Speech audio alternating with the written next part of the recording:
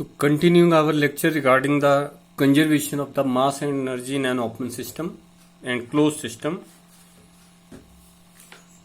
we have discussed a part of it, that conservation of mass in the closed system, not in the open system yet. Here I have explained it earlier, but let us have a view of it. Here the system is there that contains the various components. Out of those, a component gamma is there. Suppose a chemical reaction is going to be there, then whatever the change in the concentration or mass will take place, that will take place due to a chemical reaction. So how much change in the mass of particular component takes place? It is equal to B gamma, that is the stoichiometric coefficient. यानी जो chemical equation लिखी है उसमें उसका स्टोकियोमेट्रिक coefficient क्या balance करने के लिए क्या उसके आगे कोफिशिएंट लगा है. Also it depends upon the molar mass. If molar mass is less change in the mass will be there. If molar mass is more, then more change in the molar concentration or mass will be there. D zeta, how much reaction is advanced? It is not a rate of reaction, it is advancement of the reaction, and the term it was introduced by the scientist D. Donder. So here a chemical reaction is there. How the D zeta is being written, that is being there. The total mass, it is the mass of all components. Now system is closed. Since system is closed, so no exchange of mass will take place with the surroundings. So here further the change in the mass, it is equal to summation B gamma M gamma D zeta equal to 0. जैसे जैसे reaction proceed होगा D zeta की कोई ना कोई value आएगी. What the part here summation B gamma M gamma, that is termed as the stoichiometric equation, it will be equal to 0. So here this term is equal to 0. I have explained it earlier how to take it account for a chemical reaction. For this reaction it is N2 plus 3H2 that gives the 2 ammonia. Here minus 1 stoichiometric coefficient minus 1 since it is reactant. For the reactant stoichiometric coefficient are negative, for the products stoichiometric coefficient are positive. So minus 1 into atomic weight 28, minus 3 into atomic weight 2, that is minus 2.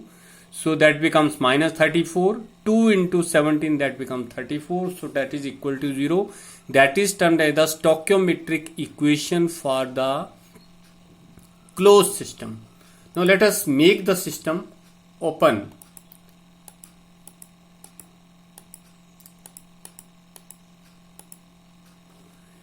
If we now take the system now open, then change in the mass of gamma component here, it will be equal to how much mass is exchanged with the exteriors or surroundings plus how much mass that is being exchanged internally.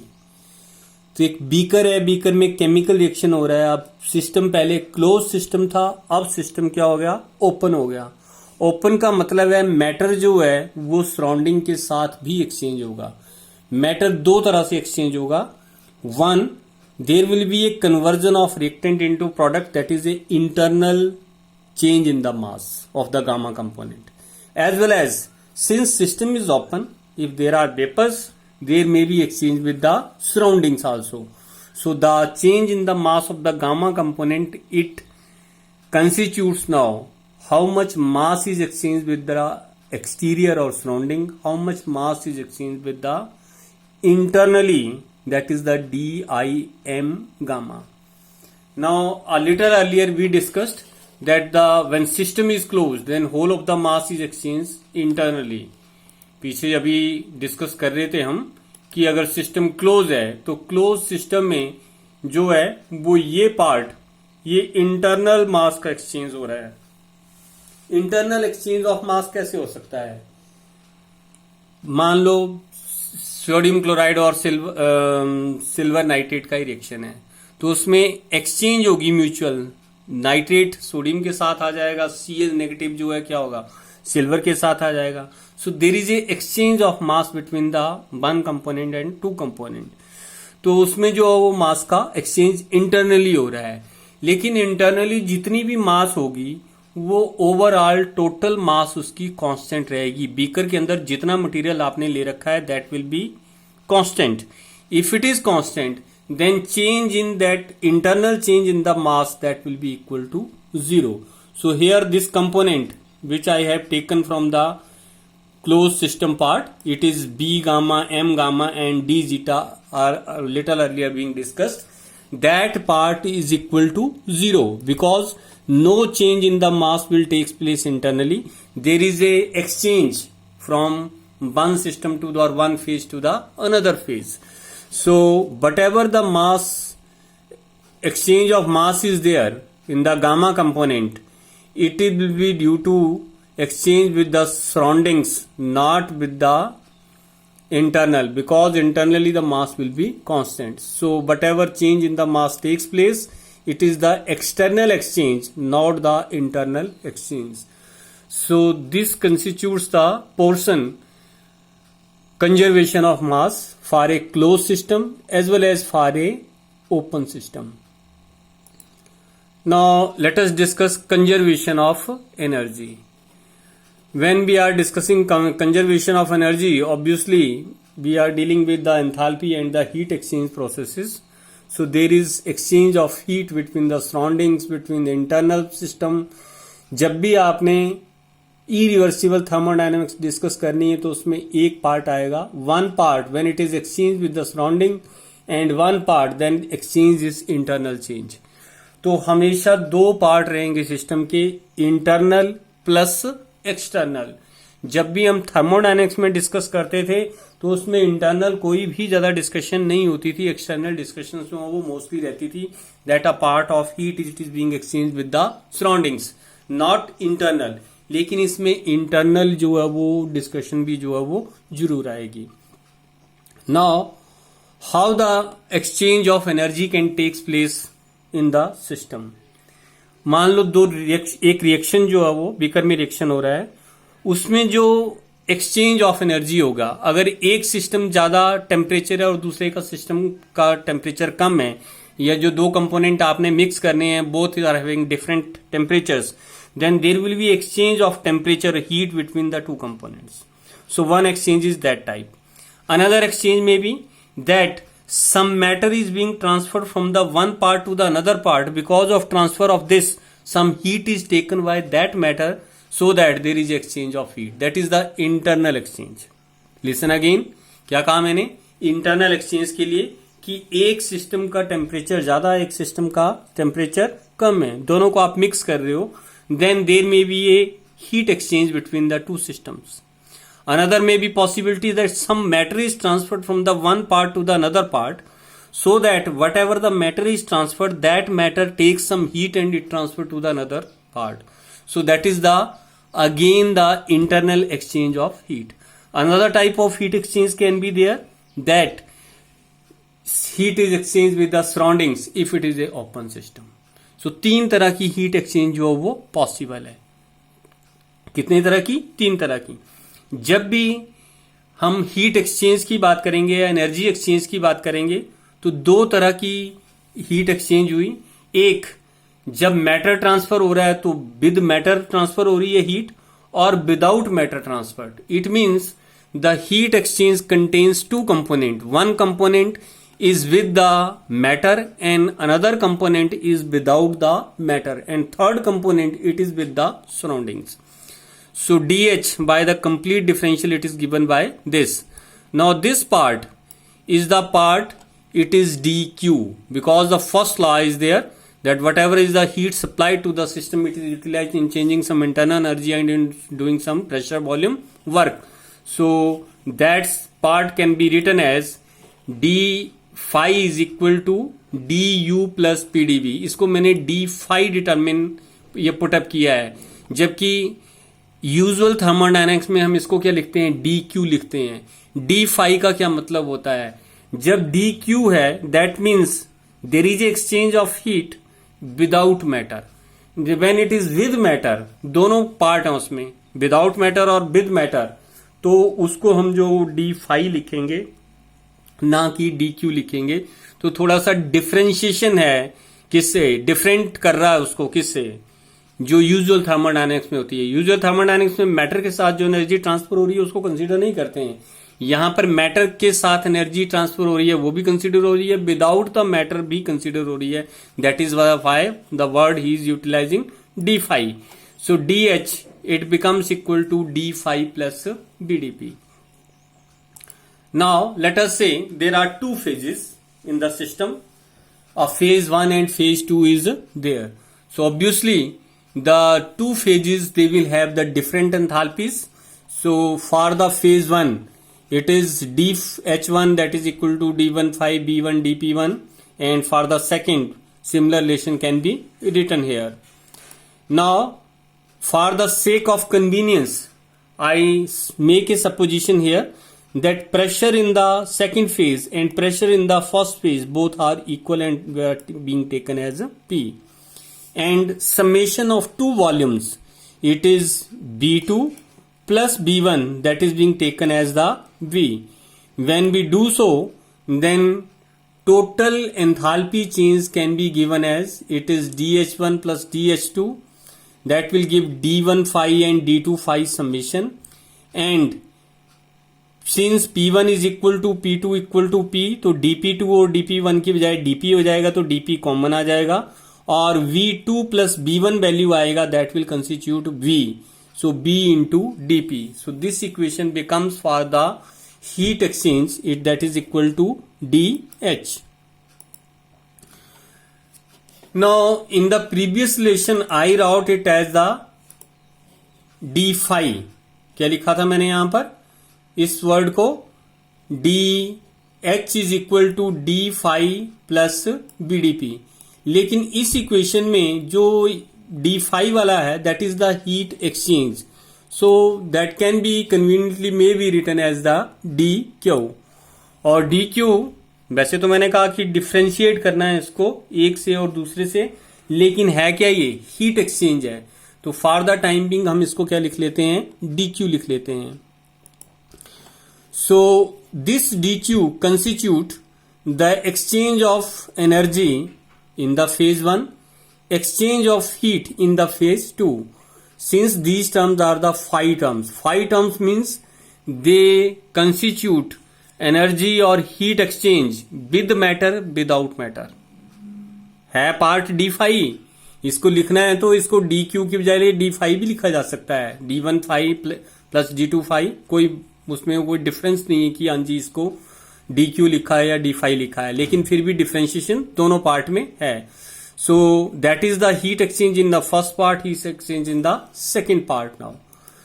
Now heat exchange in the phase 1 that is equal to heat exchange with the surroundings and heat exchange internally. In the same matter heat exchange in the second part और second phase is equal to heat exchange externally plus heat exchange internally. दो phase हैं, दोनों phases में जो है वो heat exchange हो रही है, तो सिंगल फेज जो है वो एक्सटर्नली भी हीट एक्सचेंज करेगा, इंटरनली भी करेगा, वो उसी तरह से दूसरा फेज भी इंटरनली और एक्सटर्नली जो हीट एक्सचेंज होगी. Now total heat D Q is equal to the first part and then the second part. So whatever it constitutes, it is equal to dq is equal to d1 eq plus d2 eq. Since this term phi terms they are equal to 0. Now what it says, जितनी भी heat exchange हुई that is dq, whatever is the heat exchange that is dq. He says heat exchange is the only exchange that is exchanged with the surroundings. जितनी भी heat exchange हो रही है कहां से हो रही है, सराउंडिंग के साथ, क्योंकि इंटरनली जितनी भी हीट एक्सचेंज होगी कहां रहेगी, रहेगी तो सिस्टम में ही. D1I इंटरनल फाई मींस जो सिस्टम में with in system with matter without matter heat exchange हुई है, कहां रही वो, that is left in the system. किसमें रही, बीकर की, बीकर में ही रही. लेकिन अगर सिस्टम कूल अप हुआ है तो किस वजह से हुआ होगा, it has exchanged heat with the surroundings. So that represents the law of conservation of energy and it is in the irreversible thermodynamics. इसी तरह का लॉ हम कहाँ डिस्कस करते हैं? we discuss in the reversible thermodynamics. वहां पर उसी को क्या बोलते हैं? First law of thermodynamics, because that is the law of conservation of the energy. Here it is the law of conservation of energy and it says that whatever heat exchange will be there, it is the exchange with the surroundings and internal exchange is there, that is equal to 0. Internal exchange क्यों zero है? कि अगर एक system का एक part का phase का temperature कम हुआ है तो साइमल्टेनियसली दूसरे पार्ट का उतना कोरस्पॉन्डिंगली इंक्रीज हो गया होगा, तो टोटल सबमिशन क्या आएगी? उसकी 0 आएगी. That is the first law of thermodynamics in the irreversible thermodynamics. That is the second law of thermodynamics and it is being little bit different. He says entropy production due to heat flow. It is entropy production due to heat flow. Entropy production क्या आ रहा है यहां पर? See here, यहां वैसे तो ये बहुत छोटा सा पार्ट है, लेकिन जो बाहर वाला रेक्टेंगल है, suppose it is the environment और it is the space, total surroundings हैं ये. सराउंडिंग का क्या मतलब है? कि जो आपने डिस्कस कर लिया that is the system, consider that is the system, what ever left that is the surrounding. So the bigger portion is named as the surroundings and in between here small portion that is being considered, that is taken as the system. So that part is system and remaining part is the surrounding. So for the time being, suppose some heat it is being exchanged with the system to the surrounding. So minus delta Q, since loss of heat is there, so it is being taken as negative. It is being taken as negative. System से कुछ heat loss हो रही है delta Q at the temperature of the system, that is the T system. So delta S of system is given by delta Q divided by T system. Since environment is gaining the same heat, जो system ने lose की और किसने gain की? जो surroundings है उसने gain की. So it is delta Q and suppose the temperature of surrounding it is the T environment. So total delta S it is equal to minus delta Q T system on plus delta Q T environment, that is should be greater than 0. ये कौन बोलता है? That is the wording of the second law of the thermodynamics. It says every irreversible change in the system is accompanied by increase in entropy. Increase in entropy का मतलब है पहले entropy कम थी, बाद में एंट्रोपी बढ़ गई. एंट्रोपी बढ़ने का मतलब क्या है? किसी न किसी तरीके से एंट्रोपी प्रोड्यूस हुई है. पहले कम थी, बाद में ज्यादा हो गई. ज्यादा होने का मतलब क्या है? That is the production. That is why he has used the word entropy production and it is happening due to the heat flow. Heat जो है वो सिस्टम से सराउंडिंग में पास हो रही है. अब ये जो फिगर है ये वाकई ग्रेटर देन 0 होगी या नहीं होगी, that depends upon the not delta Q, because both are equal. जितनी सिस्टम ने हीट एक्सचेंज की उतनी हीट किसने एक्सचेंज की? That is being exchange by the surroundings. दोनों का साइन नेगेटिव और पॉजिटिव है तो automatically both are equal and opposite. It depends upon the temperature of the system and temperature of the environment. अगर denominator की value ज्यादा होगी तो माइनस वाला फैक्टर कम हो जाएगा और प्लस वाला फैक्टर ज्यादा हो जाएगा. तो अगर मान low temperature of the system जो है वो ज्यादा है और टेम्परेचर ऑफ द एनवायरमेंट जो है वो कम है. टेम्परेचर ऑफ द सिस्टम ज्यादा होने का मतलब क्या है? कि सिस्टम जो है वो हायर टेम्परेचर पे था, वार्मर था, और एनवायरमेंट क्या था? कूलर था. It means heat is flowing from the warm part to the cooler part. But I said heat is flowing from the warmer part to the cooler part. ये hotter है since temperature of the system is more. अगर temperature of the system ज्यादा नहीं होगा तो क्या होगा?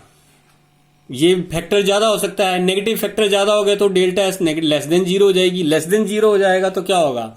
That is not defined because we define delta S greater than equal to 0. Greater than 0 means irreversible change. Equal to 0 means it is reversible thermodynamics.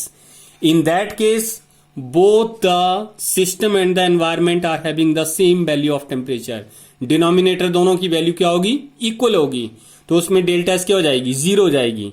But if T system is less than T environment then it is delta S will be negative and that is a false equilibrium. क्या बोलते हैं उसको, that is the false equilibrium और that is not possible at all because the system will not be a spontaneous one. So the first requirement that there is irreversibility, that temperature of the system should be greater than the temperature of the environment. So reversible, if T system is equal to T environment, it is irreversible if T system is greater than the T environment. So it gives us a formulation of second law in a very different way. We have read various definition, you can say statements of the second law of the thermodynamics. In a reversible transformation, heat can only be converted into work by moving heat from the warmer to the colder body. ऐसा possible नहीं होगा कि cold body से आप warmer body में transfer करें heat को और वर्क डन हो. अगर वर्क सिस्टम ने काम करना है, when you are supplying some heat and heat must be converted into the work, तो ये हमेशा कंडीशन रहेगी कि वार्मर बॉडी से ही कोल्डर बॉडी की तरफ टेम्परेचर जो है वो फ्लो करे. There must be a movement of heat from the warmer to the colder body. और another statement you can put here, in the absence of external work.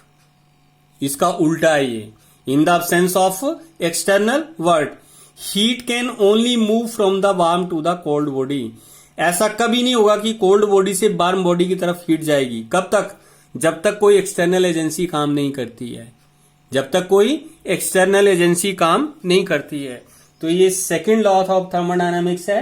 ऐसा भी हो सकता है कि कोल्डर बॉडी से हॉटर बॉडी की तरफ जो है वो क्या है, हीट फ्लो कर जाए. लेकिन ऐसा कब होता है, that happens in the fridge. Fridge में जो है वो जो भी आपने वेजिटेबल रखी होती है सिस्टम में, उनमें क्या है, वहां से हीट गेन करता है सिस्टम और उसको कहां ट्रांसफर करता है, उसको रेडिएटर को ट्रांसफर करता है.